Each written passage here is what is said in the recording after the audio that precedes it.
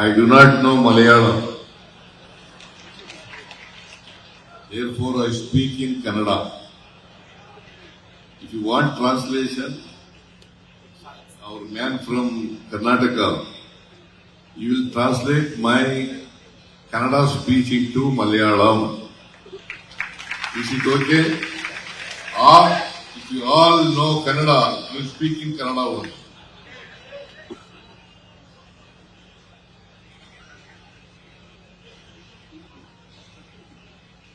ಈ ಸಮಾರಂಭದಲ್ಲಿ ಭಾಗವಹಿಸಿರ್ತಕ್ಕಂಥ ಹಾಗೂ ಆರ್ಯಾಡನ್ ಮೊಹಮ್ಮದ್ ಅವರ ಹೆಸರಿನಲ್ಲಿ ಸ್ಥಾಪಿತ ಆಗಿರ್ತಕ್ಕಂಥ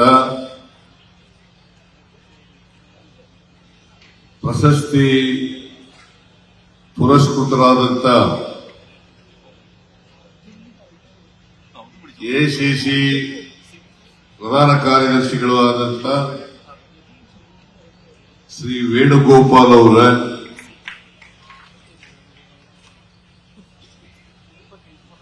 ಕೇರಳ ವಿಧಾನಸಭೆಯಲ್ಲಿ ವಿರೋಧ ಪಕ್ಷದ ನಾಯಕರಾದಂಥ ಶ್ರೀ ವಿ.ಡಿ. ಸತೀಶನ್ ಅವರ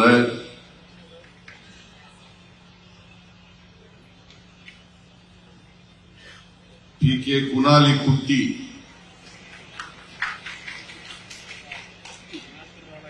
ವಿರೋಧ ಪಕ್ಷದ ಉಪನಾಯಕರಾದಂಥ ಮಾನ್ಯ ಕುನಾಲ್ ಕುಟ್ಟಿ ಅವರ AICC working committee ಸದಸ್ಯರಾದಂಥ Ramesh Chennithala ಅವರ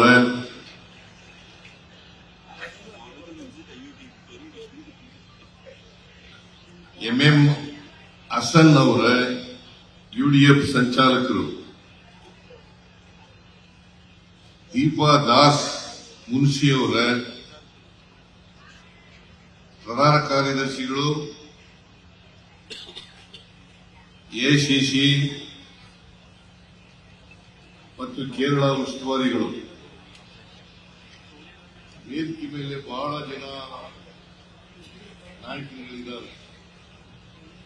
ಎಲ್ಲರ ಹೆಸರುಗಳನ್ನು ಕೂಡ ಹೇಳಲಿಕ್ಕೆ ಹೋಗಲ್ಲ, ದಯಮಾಡಿ. ഈ വേദിയിൽ ഉപവിഷ്ടരായിരിക്കുന്ന ആര്യാടൻ മുഹമ്മദ് പുരസ്കാരം ഏറ്റുവാങ്ങുന്ന ബഹുമാനപ്പെട്ട കെ.സി. വേണുഗോപാൽ, മറ്റു എല്ലാ നേതാക്കളെ, ವೇದಿಕೆ ಮೇಲಿರ್ತಕ್ಕಂಥ ಎಲ್ಲ മുഖണ്ഡുകളെ, വേദിയിൽ ഉപവിഷ്ടരായിരിക്കുന്ന എല്ലാ നേതാക്കന്മാരെ, ಇಲ್ಲಿ ಭಾಗವಹಿಸಿರ್ತಕ್ಕಂಥ ಎಲ್ಲ ಆತ್ಮೀಯ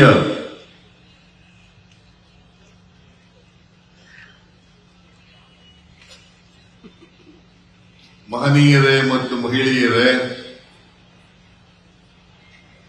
ಯುವಕ ಮಿತ್ರರೇ, മാധ്യമದ സ്നേഹിതരെ, ഈ പരിപാടിയിൽ പങ്കെടുക്കുന്ന സഹോദര സഹോദരികളെ, അതുപോലെ തന്നെ എല്ലാ മാധ്യമ പ്രവർത്തകരെ,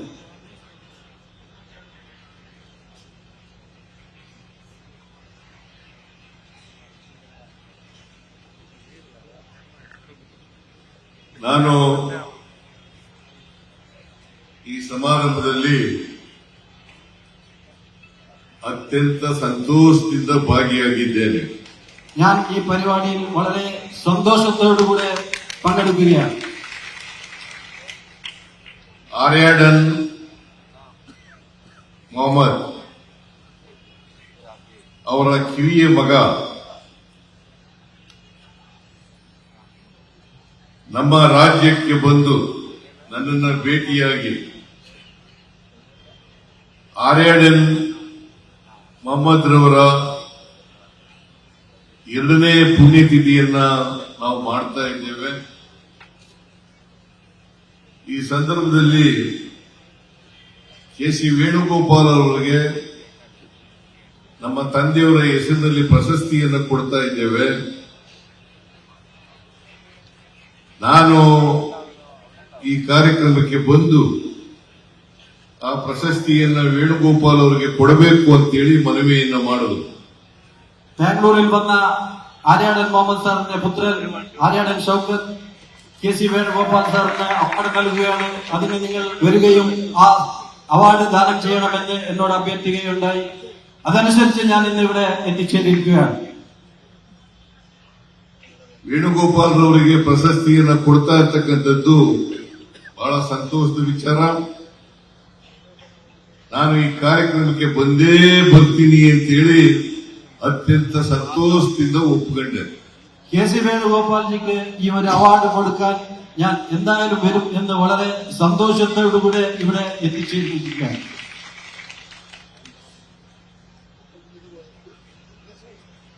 ವೇಣುಗೋಪಾಲ್ ಅವರು ಅನೇಕ ಸಾರಿ ನನಗೆ ಆಹ್ವಾನವನ್ನು ಕೊಟ್ಟಿದ್ದರು. KC വേണുഗോപാൽജി എന്നോട് പല പ്രാവശ്യം വരണമെന്ന് അഭ്യർത്ഥിച്ചിരുന്നു. ನನಗೆ ಕೇರಳಕ್ಕೆ ಬರಬೇಕು, ಇಲ್ಲಿ ಕಾರ್ಯಕ್ರಮದಲ್ಲಿ ಭಾಗವಹಿಸಬೇಕು, ಕೇರಳ ಜನರನ್ನ ಉದ್ದೇಶಿಸಿ ಭಾಷಣ ಮಾಡಬೇಕು ಅಂತೇಳಿ ನನಗೆ മനവിയെന്ന ಮಾಡಿದ್ರು. KC വേണുഗോപാൽ എന്നോട് പല പ്രാവശ്യം കേരളത്തിൽ വരികയും കേരളത്തിലെ ജനങ്ങളായി സംഭാവിക്കുകയും നിങ്ങളോട് അഭിസംബോധന ചെയ്ത് സംസാരിക്കണമെന്ന് പല പ്രാവശ്യം എന്നോട് ആവശ്യപ്പെട്ടിരുന്നു. ನನಗೆ ಬರಬೇಕು ಅಂತ ಮನಸ್ಸಿದ್ರೂ ಕೂಡ ಕೆಲಸದ ಒತ್ತಡದಿಂದ ಬರಲಿಕ್ಕೆ ಆಗಲಿಲ್ಲ. എനിക്ക് വരാൻ അതിയായ താല്പര്യമുണ്ടായിരുന്നെങ്കിലും പല പരിപാടികൾ ഉള്ളതുകൊണ്ട് എനിക്ക് വരാൻ പറ്റിയിരുന്നില്ല. ಇದು ಒಂದು ಅವಕಾಶ. ഇതൊരു അവസരമായി KC ವೇಣುಗೋಪಾಲ್ ಅವರಿಗೆ ಆರ್ಯಾಡನ್ ಮೊಹಮ್ಮದ್ ಅವರ ಹೆಸರಿನಲ್ಲಿ ಸ್ಥಾಪಿತ ಆಗಿರತಕ್ಕಂಥ ಪ್ರಶಸ್ತಿಯನ್ನ ನನ್ನ ಕೈನಿಂದ ಕೊಡ್ತಕ್ಕಂಥದ್ದು ಇದು ಒಂದು ಗೌರವದ ವಿಚಾರ ಅಂತ ಹೇಳಿ ನಾನು ಭಾವಿಸ್ಕೊಂಡಿದ್ದೇನೆ. എനിക്ക് വളരെ ഒരു ഗൗരവമുള്ള ഒരു കാര്യം കൂടിയാണ്. ആര്യാടൻ മുഹമ്മദ് സാറിന്റെ പേരിലുള്ള ആ ഒരു അവാർഡ് KC വേണുഗോപാൽ സാറിന് കൊടുക്കാൻ പറ്റിയത് എനിക്ക് അതിയായ സന്തോഷമുണ്ട്. KC ವೇಣುಗೋಪಾಲ್ ಅವರು AICC ಪ್ರಧಾನ ಕಾರ್ಯದರ್ಶಿಯಾಗಿ ನಾನು ಹಿಂದಿನ ಬಾರಿ ಮುಖ್ಯಮಂತ್ರಿಯಾಗಿದ್ದಾಗ 2013ರಿಂದ 2018 ಮುಖ್ಯಮಂತ್ರಿಯಾಗಿರುವಾಗ ಅವರು ಕೆಲವು ವರ್ಷಗಳ ಕಾಲ ಕರ್ನಾಟಕದ ಉಸ್ತುವಾರಿ ಪ್ರಧಾನ ಕಾರ್ಯದರ್ಶಿಗಳಾಗಿದ್ದರು.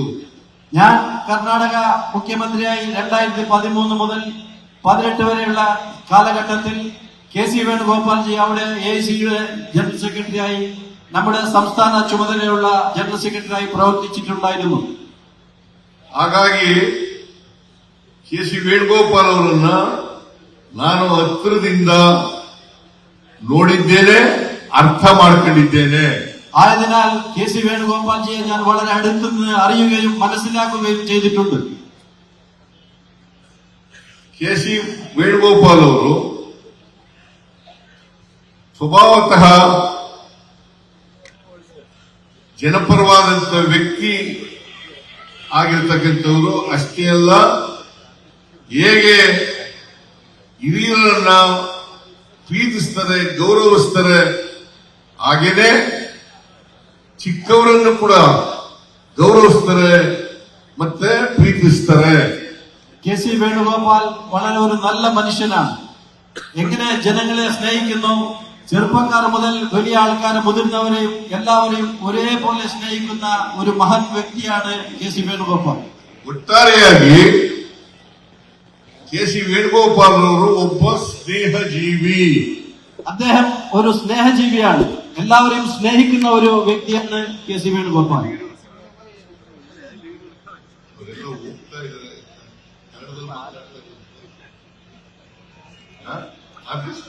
നിങ്ങളെല്ലാവരും പോകുന്നത് എന്തുകൊണ്ടാണ്, കന്നഡത്തിൽ സംസാരിക്കുന്നതാണോ എന്ന്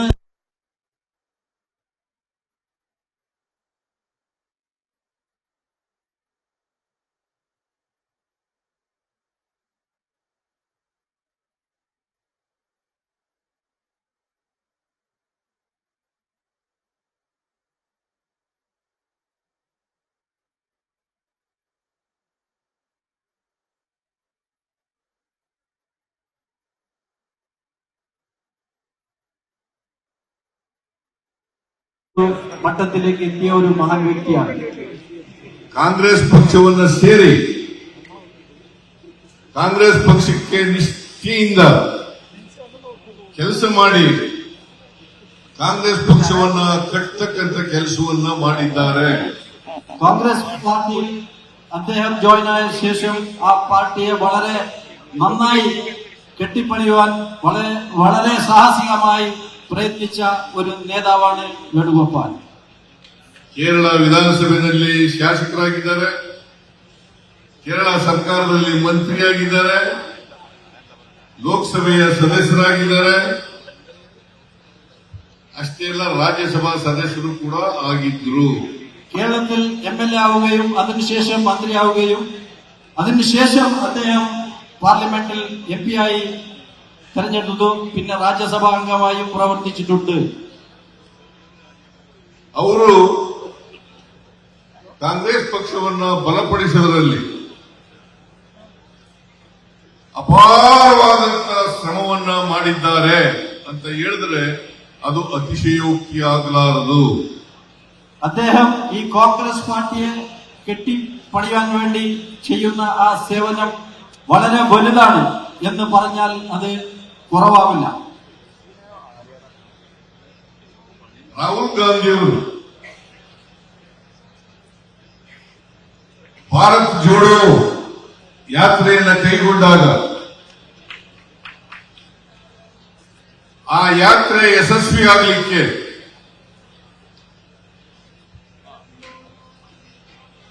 ಮತ್ತು ಆ ಯಾತ್ರೆಯಲ್ಲಿ ಜನರು ಹೆಚ್ಚಿನ ಸಂಖ್ಯೆಯಲ್ಲಿ ಪಾಲ್ಗೊಳ್ಳಲಿಕ್ಕೆ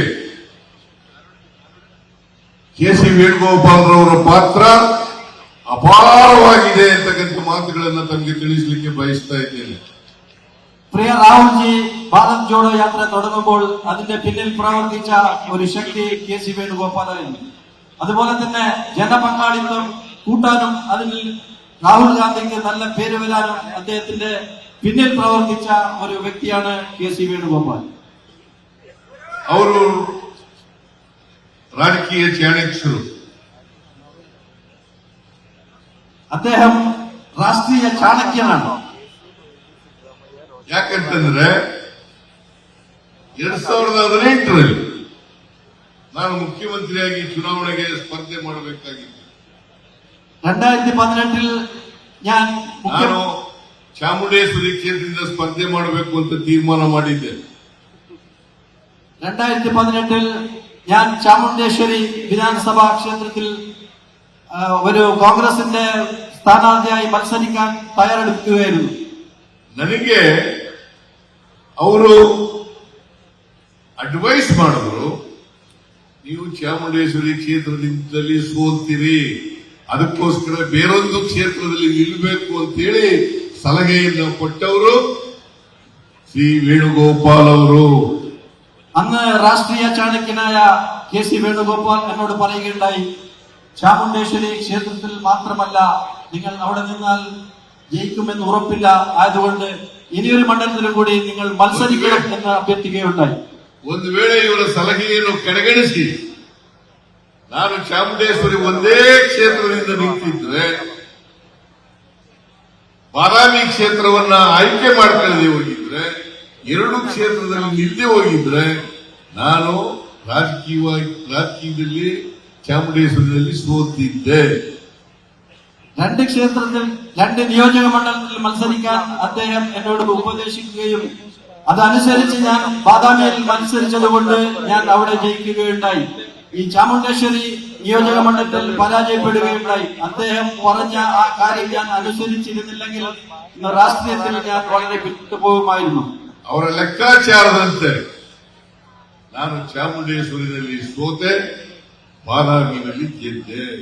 അദ്ദേഹത്തിന്റെ അഭിപ്രായ പ്രകാരം ഞാൻ ചാമുണ്ടേശ്വരിയിൽ തോക്കുകയും ബാദാമിയിൽ ജയിക്കുകയും ഉണ്ടായി. അത് അദ്ദേഹത്തിന്റെ രാഷ്ട്രീയ ചാണക്യൻ എന്നതിന്റെ ഒരു തെളിവാണ്. ನಾನು ಯಾಕೆ ಈ ಮಾತನ್ನ ಹೇಳ್ತಾ ಇದ್ದೀನಿ ಅಂತಂದ್ರೆ, ಅವರು ರಾಜಕೀಯದಲ್ಲಿ ಎಷ್ಟು ಚಾಣಾಕ್ಷರು, ಎಷ್ಟು ಮಟ್ಟಿಗೆ ನಿಖರವಾಗಿ ರಾಜಕೀಯವನ್ನ ಅರ್ಥ ಮಾಡ್ಕೊತಾ ಇದ್ರು, ಜನರನ್ನ ಅರ್ಥ ಮಾಡ್ಕೊತಾ ಇದ್ರು, ಜನರ ഭാവനകളನ್ನ അർത്ഥ ಮಾಡ್ಕೊತಿದ್ರು ಅನ್ನೋದಕ್ಕೆ ഇത് ಒಂದು നിദർശന.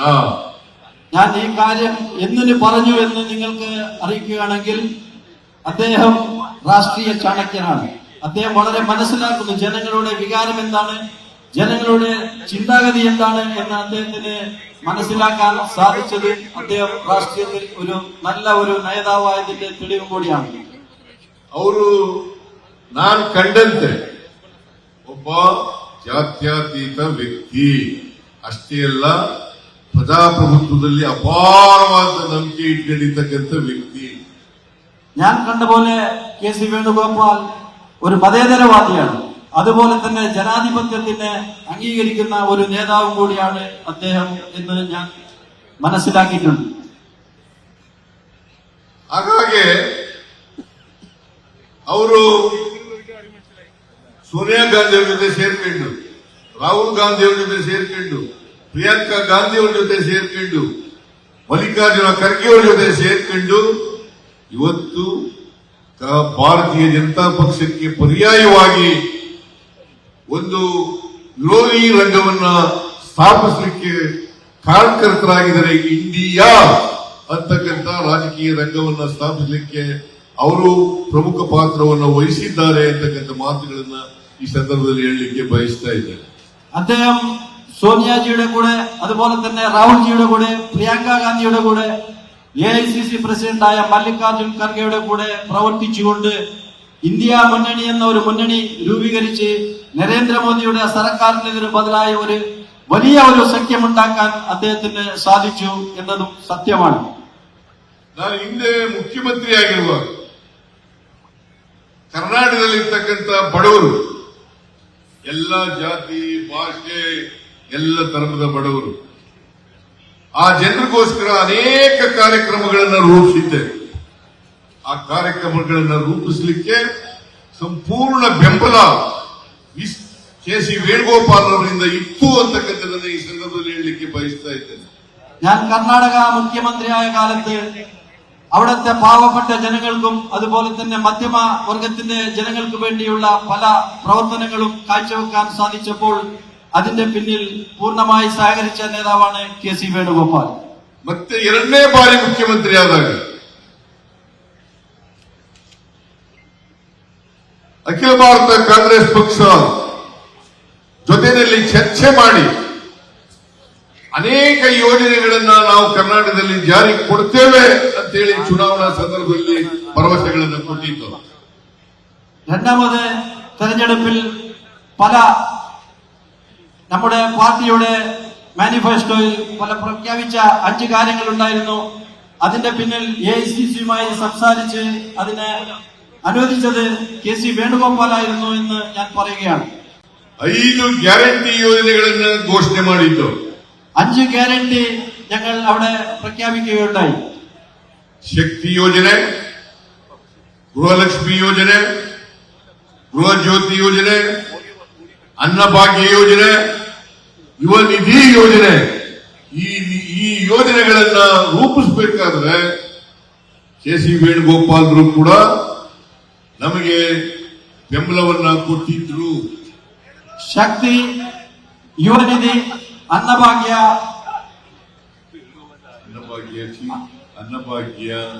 ഗൃഹലക്ഷ്മി, ഗൃഹജ്യോതി, ഈ എല്ലാ 5 ഗ്യാരണ്ടികൾ പ്രഖ്യാപിക്കുന്നതിന്റെ പിന്നിലും കെ.സി. വേണുഗോപാലായിരുന്നു. ನಾವು ಜನರಿಗೆ ಹೇಳಿದ್ದು, ನಾವು ಅಧಿಕಾರಕ್ಕೆ ಬಂದ 1 ವರ್ಷದಲ್ಲಿ ಎಲ್ಲ 5 ಯೋಜನೆಗಳನ್ನು ಜಾರಿ ಕೊಡ್ತೇವೆ ಅಂತಕ್ಕಂಥ ಮಾತುಗಳನ್ನು ಹೇಳಿದ್ದು. ഞങ്ങൾ ജനങ്ങളോട് പറയുകയുണ്ടായി, നമ്മൾ അധികാരത്തിൽ വന്നാൽ 5 ഗ്യാരണ്ടികളും നടപ്പിലാക്കി തരുമെന്ന് ജനങ്ങളോട് പറയുകയുണ്ടായിരുന്നു. ಈಗ ನಾವು ಅಧಿಕಾರಕ್ಕೆ ಬಂದು 1 ವರ್ಷ 4 ತಿಂಗಳಾಯಿತು. ಎಲ್ಲ ಕಾರ್ಯಕ್ರಮಗಳನ್ನು ಕೂಡ ಜಾರಿ ಮಾಡಿದ್ದೇವೆ. ಈ ಯೋಜನೆಗಳಿಗೆ ಸುಮಾರು 56,000 ಕೋಟಿ ರೂಪಾಯಿಗಳು ಖರ್ಚಾಗಿದ್ದಾವೆ. ഇപ്പോൾ നമ്മൾ അധികാരത്തിൽ വന്ന് 1 വർഷവും 4 മാസവും തികയുകയാണ്. 5 ഗ്യാരണ്ടികൾ ജനങ്ങൾക്ക് കൊടുക്കുകയും 56,000 കോടി രൂപ ജനങ്ങൾക്കായി നമ്മൾ നീക്കിവെച്ചിരിക്കുകയാണ് കർണാടക സർക്കാർ. ಈ ಕಾರಣದಿಂದಲೇ ಕರ್ನಾಟಕದಲ್ಲಿ ಅಧಿಕೃತ ವಿರೋಧ ಪಕ್ಷವಾಗಿರ್ತಕ್ಕಂಥ ಬಿಜೆಪಿ ಮತ್ತು ಜೆಡಿಎಸ್ ನಿಮಗೆಲ್ಲ ಗೊತ್ತಿದೆ. ಕರ್ನಾಟಕದಲ್ಲಿ 3 ರಾಜಕೀಯ ಪಕ್ಷಗಳು ಪ್ರಮುಖವಾಗಿದ್ದಾವೆ. ಒಂದು ಕಾಂಗ್ರೆಸ್, ಎರಡನೇದು ಬಿಜೆಪಿ, ಮೂರನೇದು ജാത്യാതീത ജനതാദള. കർണാടകയിൽ 3 പ്രമുഖ പാർട്ടികളാണുള്ളത്.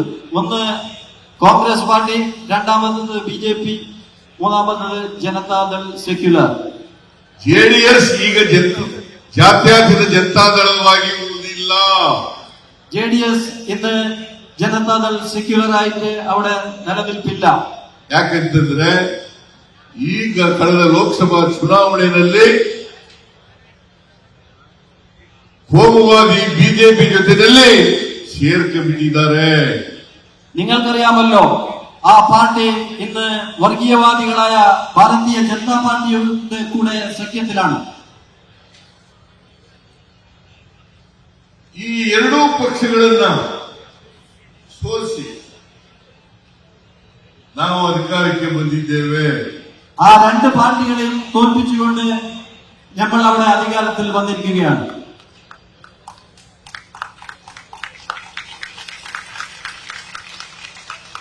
ಕಾಂಗ್ರೆಸ್ ಪಕ್ಷ ಇವತ್ತು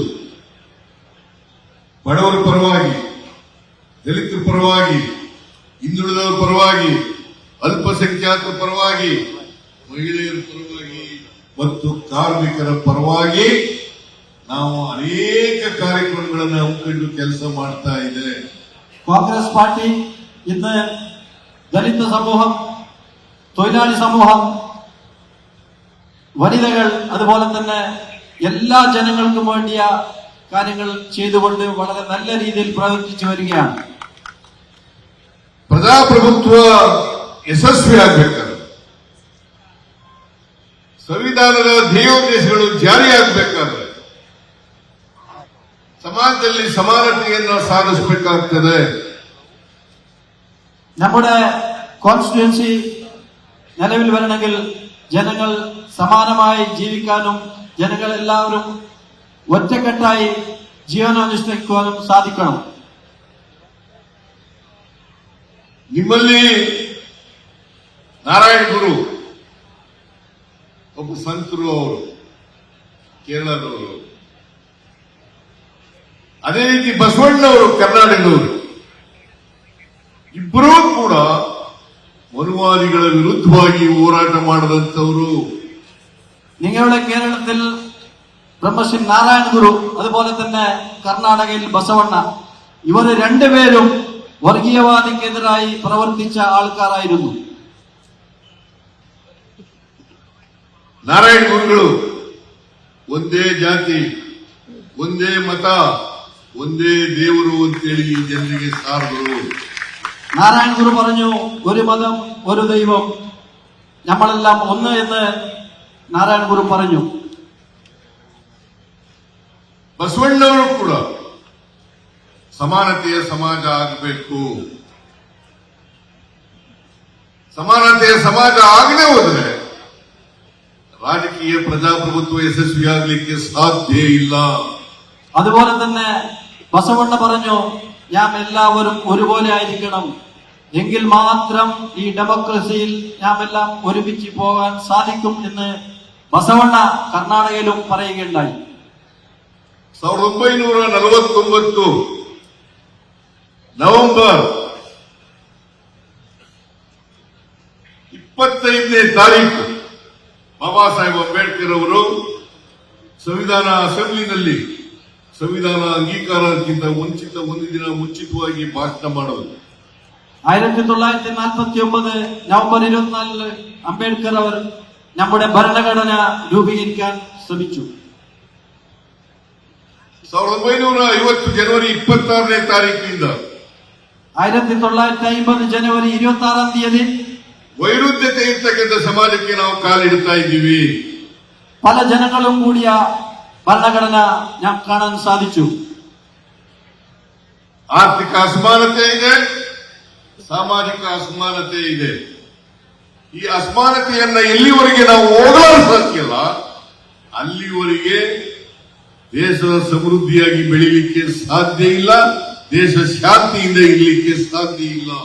സാമ്പത്തികമായും ജനങ്ങളെല്ലാം ഒരുമിച്ച് ഈ നാടിന്റെ ഐക്യത്തിന് പ്രവർത്തിച്ചാൽ മാത്രം നമ്മുടെ ഈ നാട് പുരോഗമനയിലേക്ക് പോകാൻ സാധ്യതയുണ്ട്. ಇದನ್ನ ಬಸವಣ್ಣವರು ಪ್ರತಿಪಾದನೆ ಮಾಡಿದ್ರು, ನಾರಾಯಣ ಗುರುಗಳು ಪ್ರತಿಪಾದನೆ ಮಾಡಿದ್ರು, ಬಾಬಾ ಸಾಹೇಬ್ ಅಂಬೇಡ್ಕರ್ ಅವರು ಕೂಡ ಪ್ರತಿಪಾದನೆಯನ್ನ ಮಾಡಿದ್ರು. ഇതിനെ ബസവണ്ണ പറഞ്ഞതും അത് തന്നെയാണ്, നാരായണ ഗുരു പറഞ്ഞതും അത് തന്നെയാണ്. അതിന് അടിവരയിടുകയായിരുന്നു അംബേദ്കർ.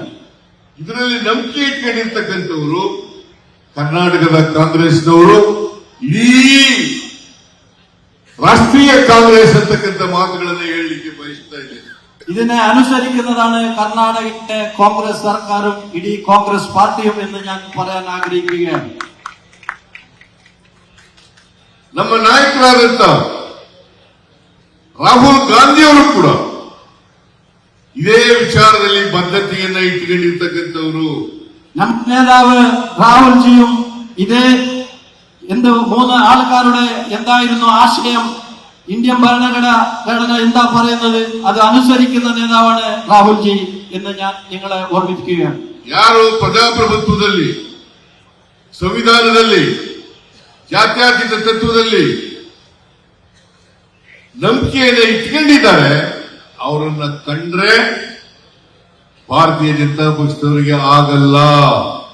ആര് മതേതരവാദികളാണോ അല്ലെങ്കിൽ ജനങ്ങളുടെ ഇടയിൽ പ്രവർത്തിക്കുന്നവളാണോ അല്ലെങ്കിൽ നാം വലുതോ ചെറുതോ എന്ന് വേർതിരിയാത്ത എല്ലാവരുടെയും കൂടെ പോകുന്ന ആളാണ് നമ്മൾ.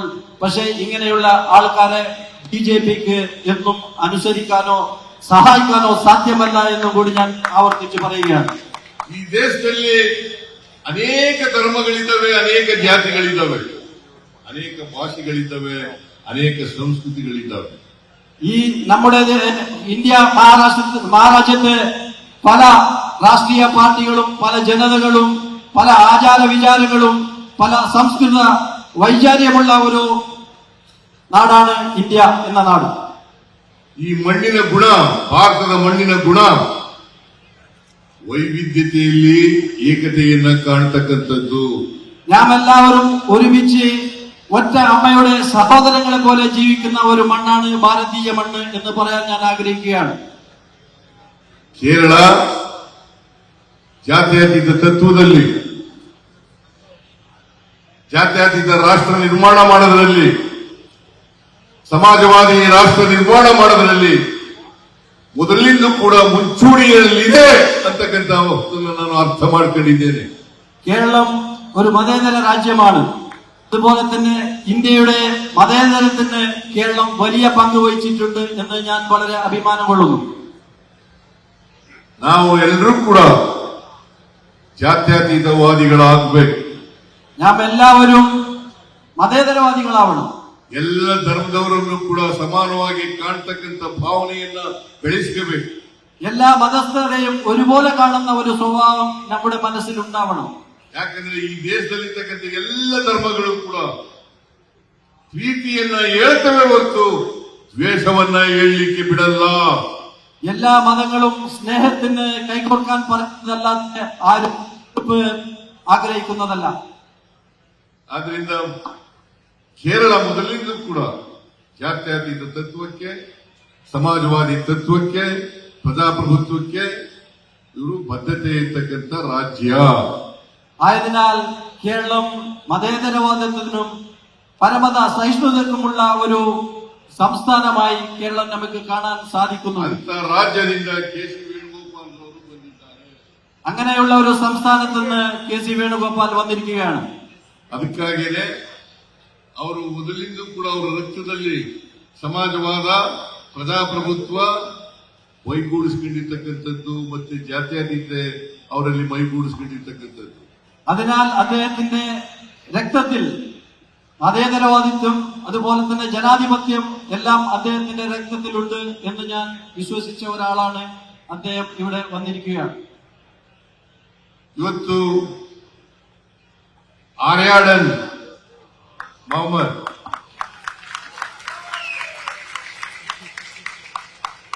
ಅವರು 1935 ಜನಿಸಿದ್ದು. 1935 2022ವರೆಗೂ ಕೂಡ ಕ್ರಿಯಾಶೀಲರಾಗಿದ್ದರು. 1935 ജനിച്ച ആര്യാടൻ 2022 വരെ വളരെ സജീവമായിരുന്നു. ಅವರು ಅನೇಕ ವರ್ಷಗಳ ಕಾಲ ಶಾಸಕರಾಗಿ ಸುಮಾರು 34 ವರ್ಷಗಳು. അദ്ദേഹം 34 വർഷങ്ങളോളം കാലം ഇവിടുത്തെ MLA ആയിരുന്നു, മന്ത്രിയായിരുന്നു. ಬಹಳ ದೀರ್ಘಕಾಲ ಸಾರ್ವಜನಿಕ ಜೀವನದಲ್ಲಿದ್ದರು. വളരെ ദീർഘമായ കാലത്ത് ജനങ്ങളുടെ കൂടെ ജീവിച്ച ഒരു വ്യക്തിയാണ് ആര്യാടൻ.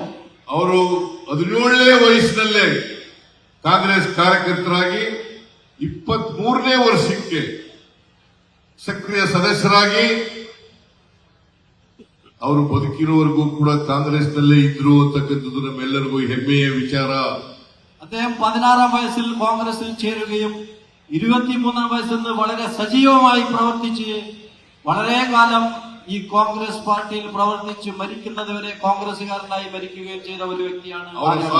ಸಾರ್ವಜನಿಕ ಜೀವನ ಇಂದಿನ ಯುವ ಪೀಳಿಗೆಗೆ ಮಾರ್ಗದರ್ಶನ ಮತ್ತು ಆದರ್ಶ ಅಂತ ಹೇಳಲಿಕ್ಕೆ ಬಯಸ್ತಾ ಇದ್ದೇನೆ. അദ്ദേഹത്തിന്റെ ജീവിത ശൈലിയും പാർട്ടി പ്രവർത്തനവും ഇന്നത്തെ ചെറുപ്പക്കാർക്ക് ഒരു മാതൃകയാണ്.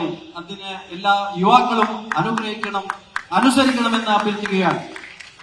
ಅಂತ ನಿಷ್ಠಾವಂತ ಕಾಂಗ್ರೆಸ್ಸಿನ ಹೆಸರಿನಲ್ಲಿ ಅವಾರ್ಡ್ ಅನ್ನು ಸ್ಥಾಪನೆ ಮಾಡಿ KC ವೇಣುಗೋಪಾಲ್ ಅವರಿಗೆ ಇನ್ನೊಬ್ಬ ಜಾತ್ಯತೀತ ವ್ಯಕ್ತಿ ಅಂತ ವ್ಯಕ್ತಿಗೆ ಕೊಟ್ಟಿರ್ತಕ್ಕಂಥದ್ದು ಬಹಳ ಸಂತೋಷವನ್ನು ಉಂಟು ಮಾಡಿದೆ. അങ്ങനെയുള്ള ഒരു വ്യക്തിയുടെ നാമത്തിൽ ആര്യാടൻ മുഹമ്മദ് സാറിന്റെ പേരിലുള്ള ആ ഒരു അവാർഡ് KC വേണുഗോപാൽജിനെ പോലത്തെ ഒരു നല്ല മനുഷ്യന് നൽകിക്കൊണ്ട് ആ അവാർഡിന്റെ ഒരു ഗൗരവം കൂടിയിരിക്കുകയാണെന്ന് ഞാൻ ആഗ്രഹിക്കുന്നു. ಈ ಗೌರವಕ್ಕೆ ಪಾತ್ರರಾಗಿರ್ತಕ್ಕಂಥ KC ವೇಣುಗೋಪಾಲ್ರಿಗೆ ಅಭಿನಂದನೆಗಳನ್ನ ಹೇಳಲಿಕ್ಕೆ ಬಯಸ್ತಾ ಇದ್ದೇನೆ. ಅವರಿಗೆ ಆಯಸ್ಸು ಆರೋಗ್ಯ ದೊರಕಲಿ ಅಂತೇಳಿ ದೇವರಲ್ಲಿ ಪ್ರಾರ್ಥನೆಯನ್ನ ಮಾಡ್ತೇನೆ. ഇങ്ങനെയുള്ള ഒരു അവാർഡ് സ്വീകരിച്ച KC വേണുഗോപാൽജിക്ക് ആയുരാരോഗ്യവും ഐശ്വര്യവും നൽകട്ടെ എന്ന് ദൈവത്തോട് ഞാൻ പ്രാർത്ഥിക്കുകയാണ്. ಅವರು ಕಾಂಗ್ರೆಸ್ ಪಕ್ಷವನ್ನ ಇನ್ನಷ್ಟು ಎತ್ತರಕ್ಕೆ ಕೊಂಡೋಗಲಿ. ಯಾಕಂತಂದ್ರೆ ಬಹಳ ಕಾಂಗ್ರೆಸ್ ಪಕ್ಷ ಕೆಳ ಮಟ್ಟಕ್ಕೆ ಬಂದಿದ್ದಂತ ಕಾಲದಿಂದಲೂ ಕೂಡ ಅವರು ಪ್ರಧಾನ ಕಾರ್ಯದರ್ಶಿಗಳಾಗಿದ್ದಾರೆ.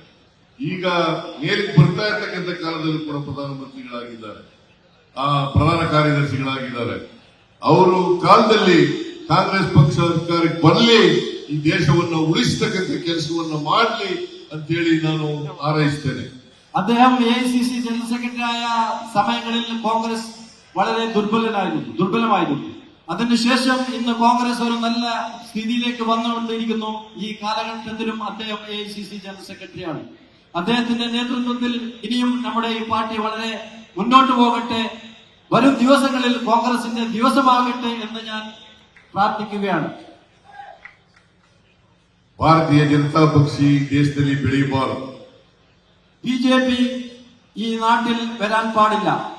ಯಾಕಂದ್ರೆ ಭಾರತೀಯ ಜನತಾ ಪಕ್ಷ ಬೆಂಕಿ ಇಡತಕ್ಕಂಥ ಪಕ್ಷ. BJP ജനങ്ങളെ തമ്മിൽ വെറുപ്പിക്കുകയും തീ കൊടുക്കുന്ന ഒരു പാർട്ടിയാണ്. ಧರ್ಮದ ಹೆಸರಿನಲ್ಲಿ ಜಾತಿ ಹೆಸರಿನಲ್ಲಿ ರಾಜಕಾರಣ ಮಾಡ್ತಾ ಇರ್ತಕ್ಕಂಥ ಪಕ್ಷ. മതവും ജാതിയും പറഞ്ഞുകൊണ്ട് രാഷ്ട്രീയം കളിക്കുന്ന പാർട്ടിയാണ് BJP. ಈ ದೇಶದ ರಾಜಕಾರಣದಿಂದ ಭಾರತೀಯ ಜನತಾ ಪಕ್ಷವನ್ನು ತೊಲಗಿಸ್ತಕ್ಕಂಥದ್ದು ನಮ್ಮೆಲ್ಲರ ಕರ್ತವ್ಯ ಮತ್ತು ಜವಾಬ್ದಾರಿ ಅಂತಕ್ಕಂಥ ಮಾತುಗಳನ್ನ ಹೇಳಲಿಕ್ಕೆ ಬಯಸ್ತಾ ಇದ್ದೇನೆ. BJPയെ തുടച്ചു നീക്കുന്നത് നമ്മുടെ എല്ലാവരുടെയും ಧ್ಯೇಯമാകണം എന്ന് ഞാൻ നിങ്ങളോട് അഭ്യർത്ഥിക്കുകയാണ്. ಅದಕ್ಕೋಸ್ಕರ ನಾವೆಲ್ಲರೂ ಕೂಡ ಪ್ರಯತ್ನ ಮಾಡೋಣ. KC ವೇಣುಗೋಪಾಲ್, ರಾಹುಲ್ ಗಾಂಧಿಯವರು, ಮಲ್ಲಿಕಾರ್ಜುನ್ ಖರ್ಗೆಯವರು, ಸೋನಿಯಾ ಗಾಂಧಿಯವರು, ಅವರೆಲ್ಲರ ನಾಯಕತ್ವದಲ್ಲಿ ನಾವೆಲ್ಲರೂ ಕೂಡ ಪಕ್ಷವನ್ನು ಬಲಪಡಿಸತಕ್ಕಂಥ ಕೆಲಸವನ್ನು ಮಾಡೋಣ. ಜಾತ್ಯತೀತ ತತ್ವದಲ್ಲಿ, ಸಂವಿಧಾನದಲ್ಲಿ, ಪ್ರಜಾಪ್ರಭುತ್ವದಲ್ಲಿ ನಂಬಿಕೆ ಇಟ್ಕೊಂಡು ಮುಂದೋಗೋಣ ಅಂತ ಹೇಳಿ ಹಾರೈಸಿ ನನ್ನ ಮಾತುಗಳನ್ನು ಮುಗಿಸ್ತೇನೆ. ಜೈ ಹಿಂದ್, ಜೈ ಕರ್ನಾಟಕ. അതുപോലെ തന്നെ കെ സി വേണുഗോപാൽജി, രാഹുൽജി, മല്ലികാർജുന ഖർഗെജിയുടെ നേതൃത്വത്തിൽ നാം എല്ലാം കോൺഗ്രസിനെ കെട്ടിപ്പടുത്തി ഈ നാട്ടിന്റെ ഐക്യത്തിനെയും കാത്തു സൂക്ഷിക്കാൻ വേണ്ടി ഒരുമിച്ച് പോരാടാം എന്ന് പറഞ്ഞുകൊണ്ട് ഞാൻ എന്റെ വാക്കുകൾ ഉപസംഹരിക്കുന്നു. ജയ് ഹിന്ദ്, ജയ് കോൺഗ്രസ്.